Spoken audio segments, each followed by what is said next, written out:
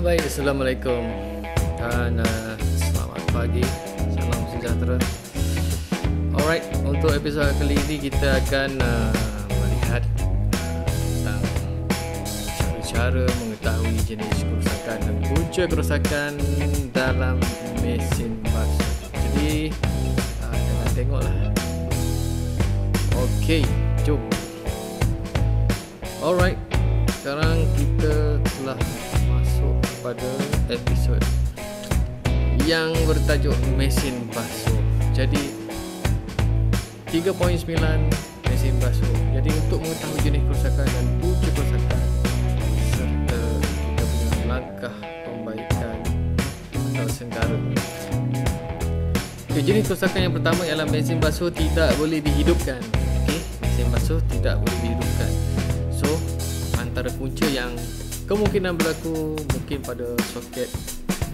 Okay, kita tengok balik soket kita, palam 3 pin. Okay, kemungkinan palam 3 pin kita ada masalah. Dari soket ada keluar ke mesin tu ada masalah. Cuba kita tengok. Mungkin ada wire short ke, ada plug kita hangus ke dan sebagainya. So kalau langkah perbaikan, kita kena tutup bekalan elektrik dan kita baiki kerosakan tersebut lah. Kalau itu palam 3 pin. Jika punca kerosakannya ialah tak ada bekalan pada soket alir keluar, maknanya kalau tak ada bekalan pada soket alir keluar, kita kena periksa fuse kita lah. Kita gunakan multimeter, sama ada kita tap antara punca live dengan neutral menggunakan multimeter. Multimeter pun dia ada positif dengan negatif. Laraskan pada 240 volt arus ulang alik pada multimeter untuk kita check pada soket alir keluar ada tak. Kalau soket alir keluar kita tak ada power, kita check pada distributor board ataupun KFA, kotak fuse agihan. So kalau ada fuse tendang, kita angkat balik, check balik. So jika fuse tu adalah pada palam 3 pin, ini kita kena guna multimeter, setting pada bahagian rintangan ohm ataupun setting pada buzzer lah, dan kita check fuse kita dengan jangka ohm atau jangka penebatan. Kalau tap dia tak ada bunyi, maknanya dia putus. Bila putus, kita kena ganti yang baru. Okey. Jenis kerosakan yang kedua pada mesin basuh adalah motor pembasuh tidak berfungsi. So ni jenis kerosakan tidak berfungsi. So puncanya mungkin litar geganti lewat masa terbuka. Okey, geganti lewat masa dia terbuka, ataupun geganti ada masalah seperti mungkin mesin basuh sudah lama. Maknanya kalau nak atasi masalah ni kena tukar geganti. Kalau puncanya daripada switch pilihan terbuka, ni mungkin juga masalah-masalah switch yang biasa berlaku lah, sebab bila kita dah pakai lama dan sebagainya, ataupun berlakulah perebutan pada bahagian switch kan, mungkin ada karat. So kita ganti dengan switch pilihan dengan yang baru. Sekiranya punca daripada gelung mesin terbuka, ini gelung mesin terbuka ni, kalau motor, gelung motor mesin terbuka, kalau melibatkan motor, kita kena tukar gelung motor tersebut lah dengan yang baru, ataupun kita terus tukar motor dengan yang baru. Maknanya satu ketul motor yang bawah mesin basuh tu, kalau kita buka mesin basuh bahagian belakang kan, kita tengok bawah mesin basuh tu ada satu tali sawat, dia bergabung dengan sebuah motor elektrik kat situ. Seketul tu mungkin ditukar kalau betul lah motor tu tak berfungsi dan sebagainya. Jikalau ia berpunca daripada pemuat mengalami pintas ataupun terbuka, pemuat ni biasanya dia bersambung dengan motor elektrik. So kalau pemuat ni problem, mungkin motor elektrik tersebut tak rosak, hanya pemuat sahaja. Kita tukarkan pemuat yang baru. Alright, okay. Jenis kerosakan yang ketiga ialah pada mesin basuh kita lah kan, motor berdengung ataupun motor tidak berputar.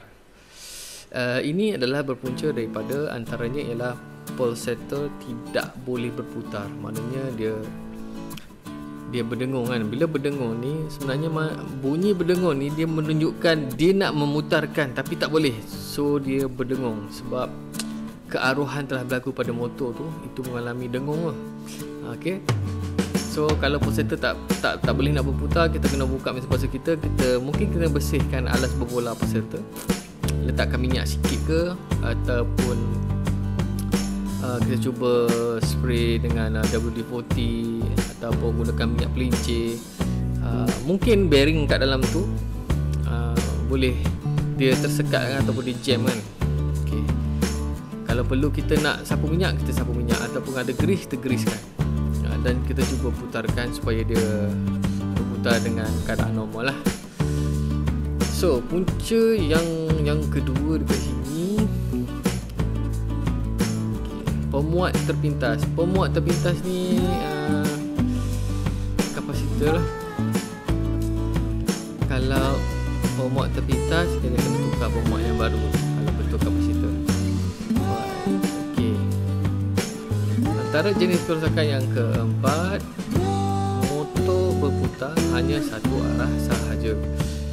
Dia tak ada putar lawan arah kan. Kadang-kadang mesin basuh kita guna dia arah jam, lepas tu dia tukar lawan jam. So punca-puncanya adalah kemungkinan berpunca daripada penyentuh dua arah rosak. So kalau penyentuh dua arah rosak, kita kena tukar dengan switch pilihan dengan yang baru. Okey. Yang kedua, jika puncanya adalah penyentuh dua arah geganti lewat masa rosak. Okey, ini adalah geganti. Dia ada relay dalam tu. Sekiranya relay ni dia function dia untuk tukar arah jam lawan jam. Okey. Dia akan arah jam lawan jam. Jika geganti ataupun relay lah biasa kita sebut, kita kena tukarkan relay yang baru lah, supaya dia sebab dalam relay tu dia ada kontaktor tau. Biasanya kontaktor tu dia akan mudah rosak bila dah lama. Okey. Antara punca jenis kerosakan yang kelima dekat sini, semasa motor berputar dalam dua arah, salah satu arah putaran mengambil masa yang agak lama. Oh, dia loading sikit, lepas tu dia putar. Antara puncanya adalah penyentuh keganti lewat masa rosak. Macam saya cakapkan tadi, relay tu dia ambil masa, dia take time. Dia macam relay ni dia macam switch on off ataupun left right macam itulah. So dia loading. Dalam penyentuh juga ada satu mechanical, ada satu komponen elektronik yang kecil. Maknanya kalau dah lama memang dia akan rosak. So kita perlu tukarkan keganti lewat masa dengan yang baru. Sebab dia relay kan, kena tukar saja. Okey, jenis kerosakan yang keenam dekat sini, pembasuhan tidak sempurna. Okey, pembasuhan tidak sempurna ni ada dua, iaitu dia berpunca daripada beban dan paras air tidak seimbang. Beban dan paras air tidak seimbang. Okey, kalau kita tengok dalam mesin basuh, dia basuh tak sempurna, cuba cek. Maknanya kalau mesin tu sengit, kita betulkan, tegakkan, kan kita seimbangkan paras air dengan pakaian. Kadang-kadang mesin basuh ni dia banyak ragam dia. Okey. Seterusnya tengok B, punca. Antara kemungkinan punca adalah tali sawat pemutar tergelincir atau longgar. Tali sawat pemutar tergelincir ataupun longgar. Okey, kalau kita tengok belting pada bawah dekat antara tali sawat pemutar dengan motor elektrik, kalau longgar, kita boleh laraskan dia dengan ketatkan, ataupun jika tali sawat tu dah lama dan nampak dia punya ada kesan-kesan merekah dan sebagainya sebab dia getah. So kita perlu tukar dengan yang baru. Jika perlu, tukar yang baru. Jika tak perlu, tak payah tukar. Okey, sebab dia nak memutarkan, dia kena ada dia punya tahap peregangan yang sepatutnya lah. Okey, yang ketujuh Jenis kerosakan yang terdapat berkalang elektrik pada badan mesin. Okey. Jika ada barang elektrik pada badan mesin tersebut, pada badan dia, kita touch, kita rasa ada elektrik mengalir, ini kita perlu melakukan pemeriksaan yang dengan lebih terperinci lah, sebab dia bahaya, ada arus yang bocor di situ. So antaranya punca ialah pengalih kabel hidup mungkin tercabut dan dia akan menyentuh pada badan mesin. Okay. So langkahnya adalah kita buka penutup belakang mesin tu, kita check ada tak wire, ada tak pengalih hidup. Jika kita periksa pengalih hidup dan kita check balik adakah sambungannya betul, ada wire bercantum sebagainya yang tidak sepatutnya bercantum. Kalau perlu tukar wiring baru, kita tukar yang barulah. Mungkin terdapat air, kelembapan dan sebagainya yang menyebabkan wire tu luka dan mengalami kelembapan, serta dia akan menyebabkan short pada bodi mesin basuh tersebut. Okey, itu adalah beberapa. Okey, seterusnya kita tengok yang ke-8. Dalam mesin basuh juga kita perlu tengok air sentiasa keluar dari saluran air keluar. Okey, bila air sentiasa keluar, kita basuh dia keluar, kita spin dia keluar, kita tengah basuh pun dia keluar. Jadi kita tengok antara puncanya ialah kemungkinan injap pada saluran air tu dia rosak. Sepatutnya dia tutup.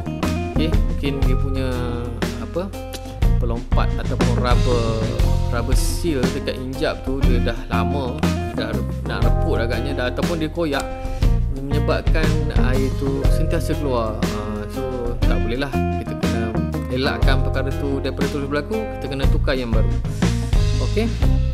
So punca kerosakan yang kedua, tali penarik injap longgar atau tercabut dari pemegang injap. So kita check balik belakang tu, kalau betul ada tali injap tu longgar, kita ketatkan. Kalau tercabut, kita perlu cuba sangkutkan balik ataupun tukarkan tali yang baru. So langkah pembaikannya senang, tukarkan tali yang baru kalau kerosakannya teruk, ataupun kalau tak teruk, kita sangkut kembali tali kepada pemegangnya. Alright. Okey, jenis kerosakan yang ke-9 bagi mesin basuh, motor pengering tidak berputar. Okey, ini memang banyak berlaku. Kita guna spin. Spin ni dia banyak terdedah dengan kelembapan air dan sebagainya, sebab ialah mesin basuh kan, dia ada rubber band bawah tu, dia ada rubber seal.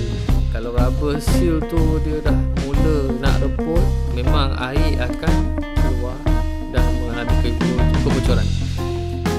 So kalau spin tak boleh, kita check balik penutup pengering terbuka. Okey, salah satunya adalah penutup pengering terbuka. Penutup pengering ni dia ada satu sambungan, ada spring belakang dia. Kita buka, memang dia automatic brake.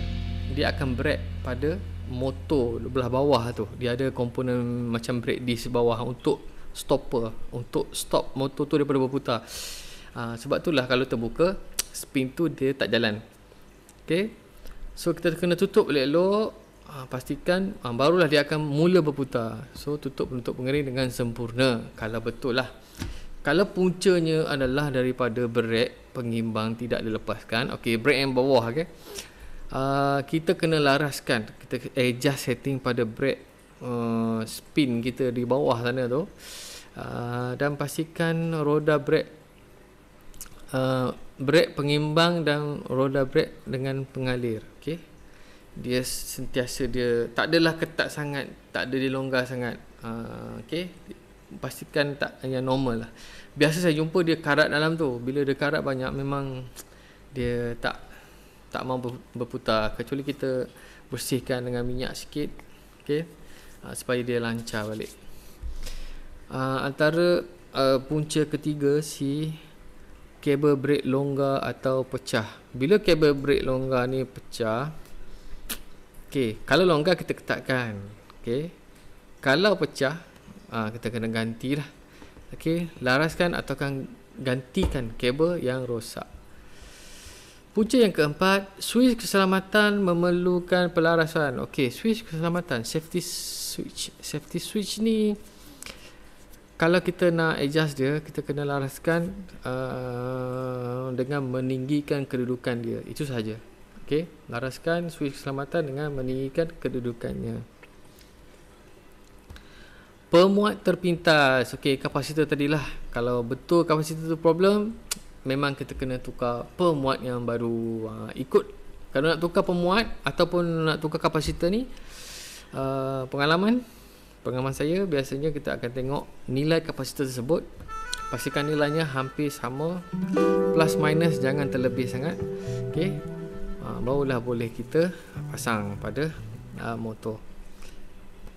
Punca yang ke 1, 2, 3, 4, 5, 6, 7 F. Okey, gegelong motor pengering terbuka ataupun rosak. Okey, bila sebut gegelong, dia berkaitan dengan motor. Biasanya kalau masalah motor ni, biasa kita tukar seketul, bukan tukar gegelong. Kalau gegelong ada yang terbuka, kita cek balik gegelong tu. Tapi biasanya gegelong ni dia jarang terbuka lah, melainkan ada tikus gigit dan sebagainya. Kalau perlu, kalau tak boleh pakai, kena tukar yang baru. Alright, so jadual 9 sedikit sebanyak ini adalah berkaitan dengan perbaikan dan segarang mesin basuh. So mesin basuh ni dia banyak jenis, banyak model. Ada yang ada mesin spin asing, ada yang mesin spin sekali, boleh basuh boleh spin sekali. Ada yang jenis boleh basuh saja tak ada spin. Ada yang ada spin sebelah, boleh basuh sebelah. Dia macam-macam model. So bergantung kepada model dan tengok punca-puncanya adalah berpandukan daripada jenis model. Okey, tak semestinya sama bagi semua model kalau kita nak baikilah. Alright, so kita tengok antaranya, kita dapat tengok dekat sini. Okey, ini Rajah 15/A mesin basuh. So kita tengok dekat sini, ini yang jenis yang biasa kita guna dekat rumah. Okey, dekat sini kita ada power supply, soket alih keluar power supply, dan juga kita ada water supply hose, air masukkan dekat sini, dan kita ada drain hose. Bila drain hose ni air yang keluar daripada mesin basuh. Okey, air yang keluar daripada mesin basuh. So kita tengok dulu di dalamnya. Kalau daripada air masuk, dalam tu dia ada inlet valve. Okey, inlet valve. Lepas tu dekat mesin basuh ni kita ada controls and monitors, dekat panel, control panel ni. Lepas tu kita ada lead switch. Ini menunjukkan jika penutup mesin basuh tu sama ada terbuka ataupun tertutup, dia ada switch dekat situ. Dan inilah dia punya penutup mesin basuh. So dalam mesin basuh kita ada drum yang bulat ni, yang bulat drum. Yang tengah-tengah ni biasanya dipanggil agitator. Agitator memang kain-kain yang akan basuh bilah kat sini lah. So bawah motor ni, biasanya kalau kita buka bahagian belakang mesin basuh ni, kita akan nampak lah motor, tali sawat, dia ada brake dan sebagainya. Dan kita ada juga water pump untuk bagi air masuk. Dan di hadapan mesin basuh biasanya ada tapak mesin basuh, biasanya boleh dilaraskan. Okey, boleh kita nak buat supaya mesin basuh tu berada pada kedudukan yang seimbang. So kat sinilah dia ada leveling feet. Okey, itu secara basic lah bagi kita nak gunakan mesin basuh. Kalau ada dekat rumah kita kan, mesin basuh ni dia tak boleh duduk tempat yang sengit.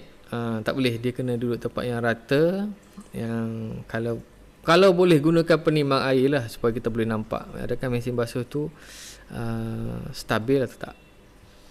Okey, seterusnya kita tengok, ini adalah dia punya letak Rajah 15/B, contoh letak skematik mesin basuh. kalau nak tengok contoh ni memang tak berapa jelas sangat. So saya kurangkan zoom sedikit dekat sini. So bagi rajang mesin basuh ni dia tengoklah model dia kan. Macam saya cakap tadi, model sebuah mesin basuh ni dia tidak sama. Dia kena tengok berapa nombor model dia. Okey.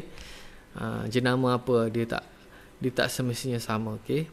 So dia ada main PCB dekat sini. Dalam main PCB kita biasanya dia ada nombor dia 3854A20247B. Ini biasanya nombor bagi main PCB. Kalau kita nak tukar PCB, kita kena tengok nombor ni. Okey.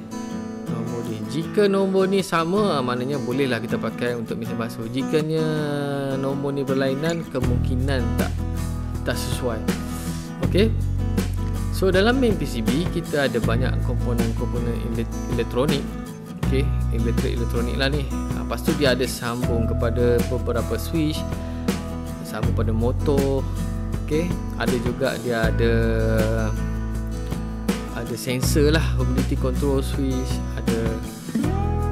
dia ada banyak sensor untuk menentukan fungsi mesin basuh tu beroperasi. Dia ada banyak terms dia kat sini, ada fuse dan sebagainya. Okey. So ini adalah secara ringkas bagi mesin basuh. Alright. So antara mesin basuh. So itu saja daripada saya untuk penerangan mesin basuh. Jadi diharap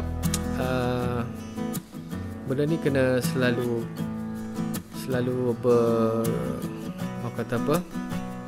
kita selalu menelaah buku dan selalulah kita cubakan diri untuk memperbaiki. Jika ada mesin basuh yang ada kerosakan, cuba cari punca dia di mana, dan kalau boleh betulkan dengan keadaan yang selamat. Pastikan nak betulkan tu langkah-langkah keselamatan sangat-sangat penting lah untuk mengelakkan kemalangan.